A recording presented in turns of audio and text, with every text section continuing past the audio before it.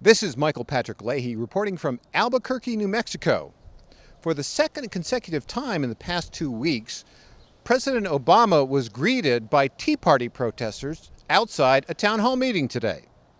As his motorcade rolled into Rio Rancho High School at about 10 o'clock this morning, President Obama couldn't help but notice 250 American citizens exercising their right to freedom of speech and freedom of assembly. I would just like to say Obama and the Democratic Party just needs to keep their nose out of American business. American business runs wonderfully. If it's not running wonderfully, then we police ourselves pretty darn well. You'll notice that companies that should be out of business do go out of business, shoring up companies like, the banking system, the automotive businesses. That's just a waste of time. It's a waste of taxpayers' money, and in the long run, it's going to cost us all more. If he wants to go do something about credit cards, he can do something about credit cards. He's got Congress. He's got the presidency. Do something about credit cards. This is a bogus campaign event. States can do nothing about credit cards. I do a lot with state legislation. Credit cards are a federal effort.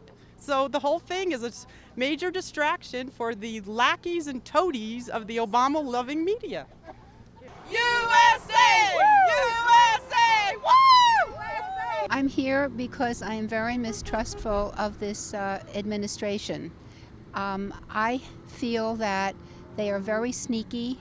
I'm also concerned about the fiscal aspects and the monetary aspects of how this administration is conducting itself. Yeah, I heard on the news today that this country is going to lose their AAA credit rating. What's that going to mean to this country?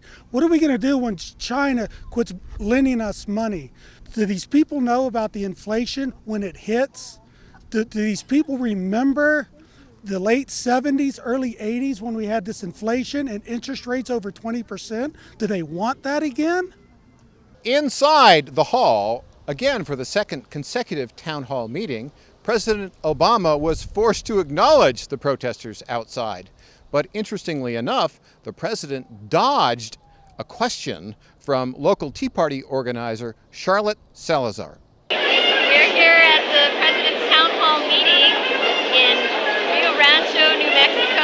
Albuquerque is very pleased to welcome our President, and we hope we get the message to speak. We want to send a very clear message to all government elected officials that when it comes to credit card responsibility, practice what you preach.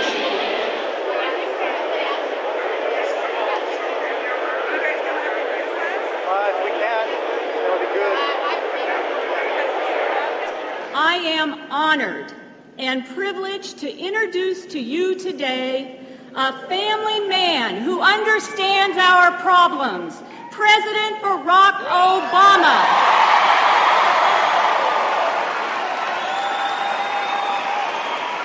The last time I came here was 10 days before the election.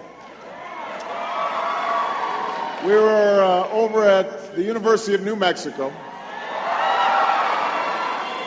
Tens of thousands of you showed up. It was a gorgeous night. Stars were out. And I told you then that if we wanted to steer ourselves out of our economic crisis, if we wanted to bring about the change we needed, then I needed your help. I needed you to show up one more time. And New Mexico, you delivered.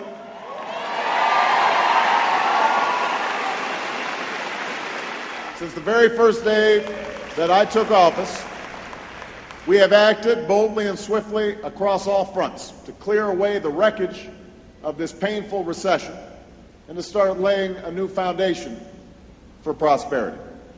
We passed the most ambitious economic recovery plan in our nation's history to jumpstart job creation. I understand that many Americans are defaulting on their debt, and that's why these companies claim the need to raise rates. One of the causes of this economic crisis was that too many people were living beyond their means, with mortgages they couldn't afford, buying things they couldn't pay for, maxing out on credit cards that they couldn't pay down.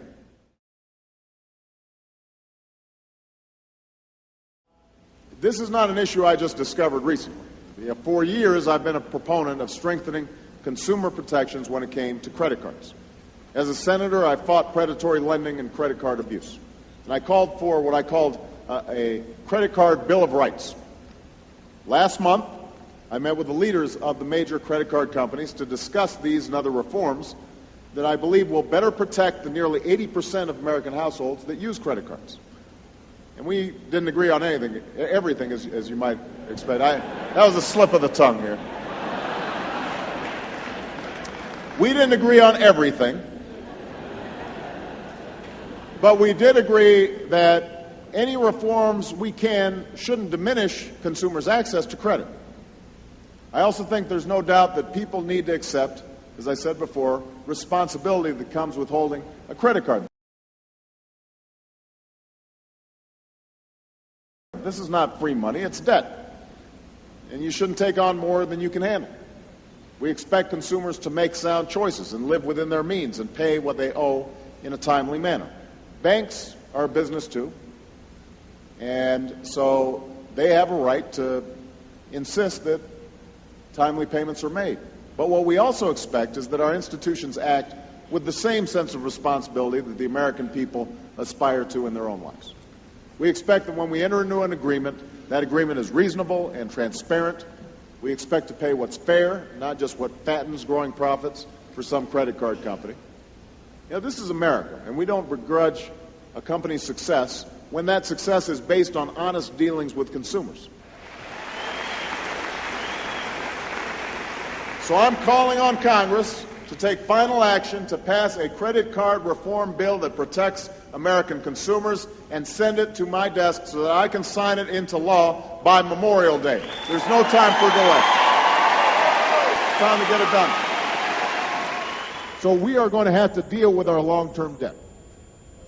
As I said before, the biggest thing that we can do on that front is to deal with entitlements. I want everybody to be clear about this, because driving in I saw some folks who were, saying, what are you going to do about debt, et cetera. Listen, by far the biggest contributor to our national debt and our annual deficit is the costs of Medicare and Medicaid, as well as the other entitlements, Social Security, defense, and interest on the national debt. We are going through the budget line by line, page by page, rooting out waste and abuse. We've already found $40 billion in procurement practices and no-bid contracts on the defense side that we are going to eliminate. We found $17 billion in programs that don't work, and we're going to stop those programs, so that 120 programs, so that we can put the money into programs that do work. And by the way, I just want to make a little commentary about the media here, if you don't mind. When Congress included in last year's budget a whole bunch of earmarks, you remember there was a week worth of stories about how terrible these earmarks were. You remember this, Chip? Week worth of stories. Oh, these earmarks, this is what's blowing up the deficit, this is terrible, blah, blah, blah. It was coming towards the end of the question-answer session of the president's visit, and he was asking for someone from the crowd, a young woman, to ask his last question. And I was there waving my hat, trying to get his attention, and as he looked through the crowd, he looked directly at me. He paused for a moment. I mean, he was looking me straight in the eye, and paused for a moment, and then moved on and turned entirely around to the other side of the gym. I hope in upcoming town hall meetings that people across the nation will get out there and stand up and be proud and raise their tricorn hats and not miss that opportunity to ask the president a question.